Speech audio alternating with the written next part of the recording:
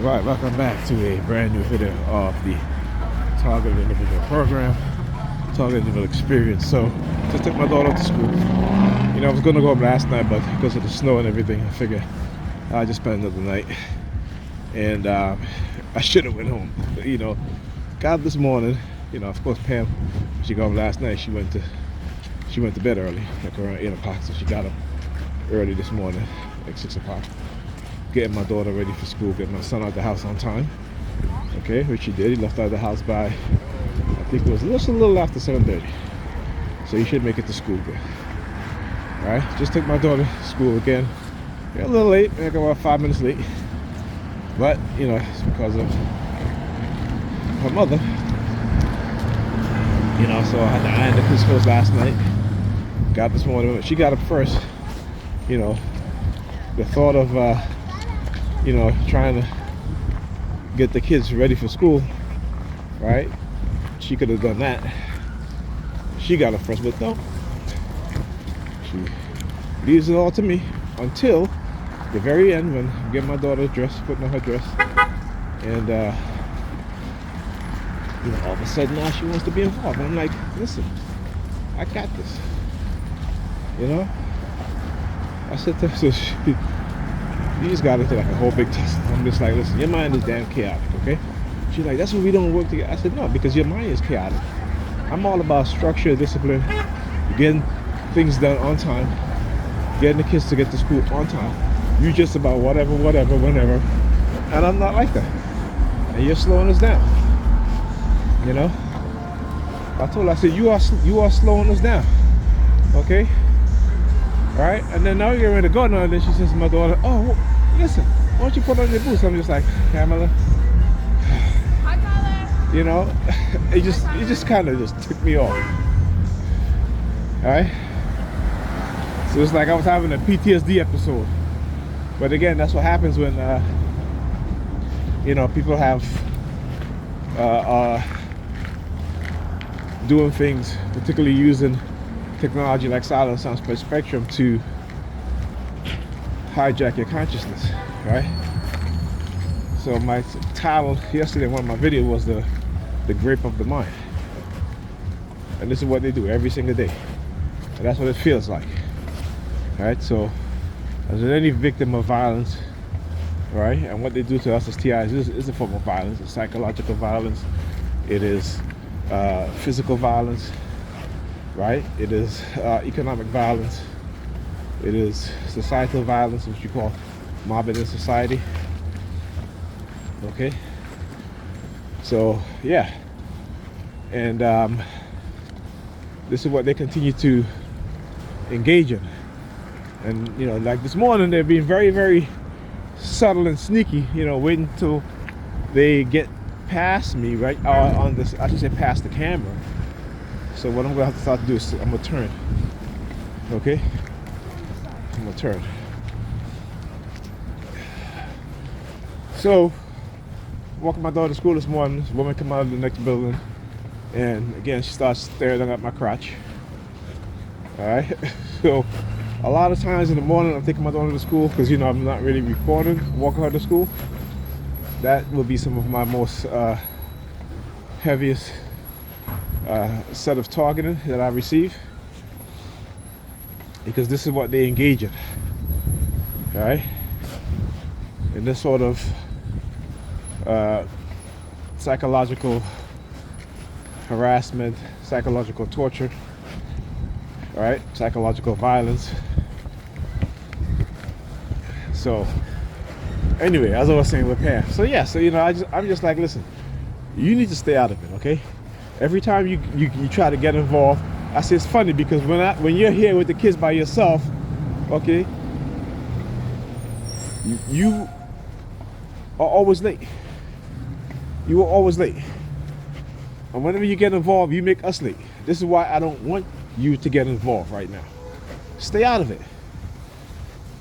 Like I said, it's always funny to, you know, whenever she feels like it, right? So for her, it's her feelings.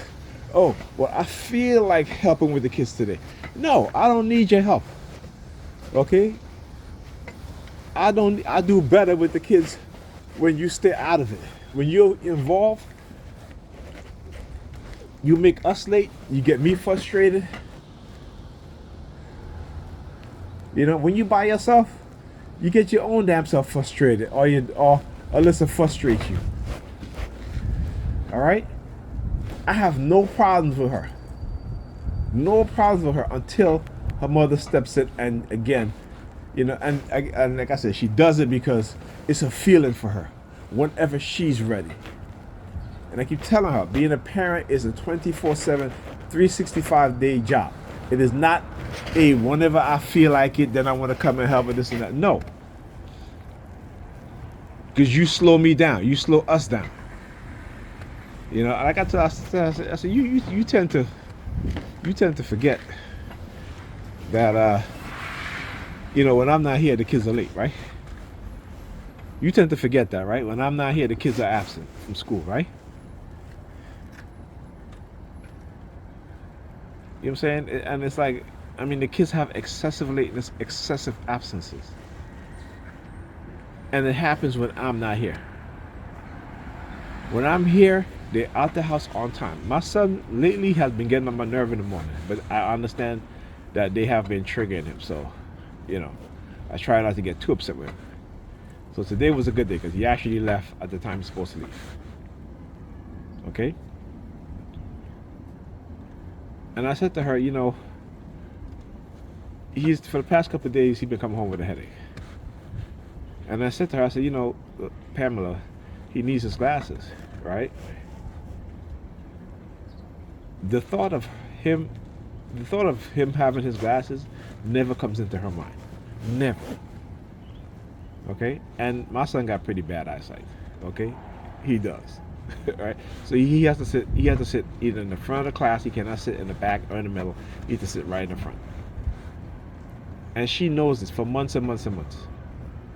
The idea of getting him glasses is not existent. Well, like I said, but she would spend hundreds of dollars on tickets to Broadway, on boots and shoes, and not once say, hey, let me get my son his glasses. Now, I can go get him his glasses, but he's under her insurance, not my insurance. He was under my insurance, and that would have been fine. But when she took him off under my insurance, I said, okay, then, you know, don't ask me, you know, for because everything was free under my insurance. Right? And the lens would have been cheaper. Okay? The frames, you know, you could buy the frames on eBay. All right? You get like two pairs of frames, you know, for like $60. The same frames you find in the store that they want to charge you $120 or $125 for. You get two pairs for half the price of the frames. You know, but she don't listen. She wants to do her own thing, and I told her, I said, you are chaotic. Your mind is chaotic. And I understand that's women's mindset. That's just their natural mindset. They are very chaotic, and you know that's just naturally who they are. Okay. So you know, she goes, you know what? You can go home tonight. I'm like, I think I can go home tonight. I am going home tonight. I said, you just make sure that you get her to school on time, and make sure Ethan gets out of here on time tomorrow. Okay? Don't just come here and, you know, and fall asleep, because I'm leaving early. Okay? So, you know, I'm like, don't just come home and fall asleep and leave the kids up, because you know what will happen. So we'll see. Like I said, she loves to get into her emotions, into her feelings, and make decisions based off of that. And like I keep telling her, and this is why a lot of shit don't work out. Okay? When I was earlier in my targeting, when I was on my emotions, because I didn't really understand what was happening to me, and they had emotional control over me, yeah, I was chaotic. I can tell you that. I was chaotic, man. You know, but until I learned what they were doing, until I learned how they use neurolinguistic programming, until I learned the technology that they use, how it will affect you, and there's nothing you can do about it, for the most part. Right? Then I just said to myself, you know what? There's certain things I need to not do. And even they themselves, they try to deprogram me. Like, that shit don't work. That shit don't work. You still cannot repair the emotional scar, the psychological scar, the neurological damage, right? The physical damage, You know, every time all my joints cracks. My knee, my elbows, my neck, my back. If I turn, if I bend, every damn thing cracks. How you gonna repair that? Okay, I'm saying I hear the police siren again because they don't want me to talk about the injury that they caused, the injury that I sustained, continues to be put on in this program, right? The terrible headaches that I get.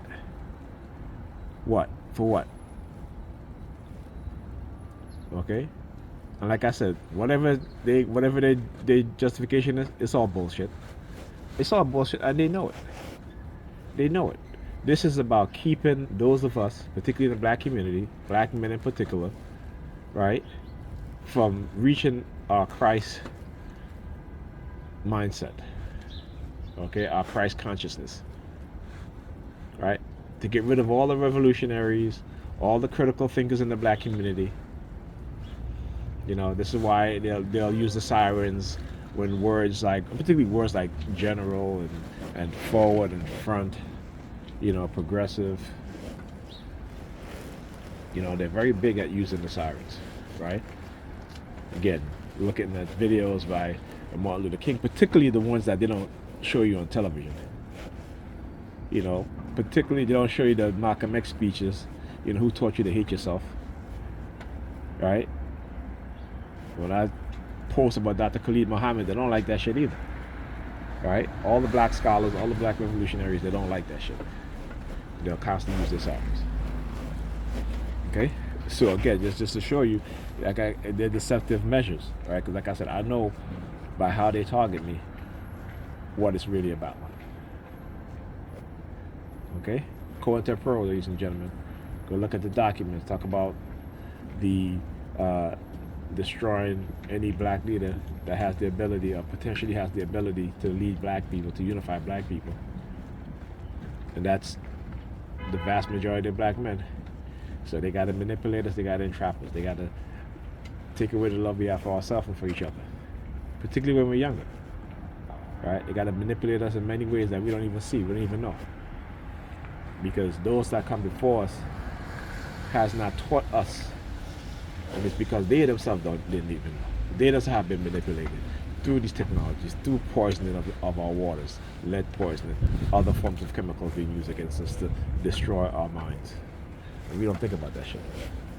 But we turn around and we blame each other. I tell you, there's a mountain of evidence to prove what it is that they're doing. We just have to have courage enough as a people and as individuals to take a stand, to unite. And this is what they're trying to prevent. And they have did a pretty good job of preventing that. Anyhow, I'll talk to you guys in the next video.